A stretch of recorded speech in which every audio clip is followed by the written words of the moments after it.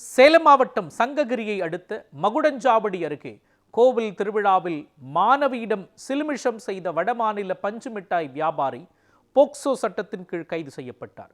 மகுடஞ்சாவடி பகுதியைச் சேர்ந்த 15 வயது சிறுமி அதே பகுதியில் உள்ள அரசு பள்ளியில் 10ஆம் வகுப்பு பயின்று வருகிறார். இந்நிலையில் அங்குள்ள மாரியம்மன் கோவில் திருவிழாவிற்கு சென்று வருவதாக தனது தாயாரிடம் கூறிவிட்டு வந்திருக்கிறார்.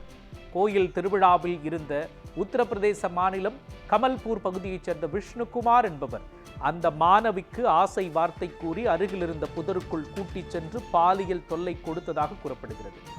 நடக்கும் விபரீதத்தை அறிந்து கொண்ட அந்த சிறுமி வடமாநில இளைஞனின் பிடியிலிருந்து வெளியே தப்பியோடியிருக்கிறார்.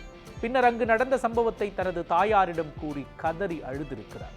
உடனே மாணவியின் தாயார் சங்ககிரி அனைத்து மகளிர் காவல் நிலையத்தில் புகார் அளித்தார்.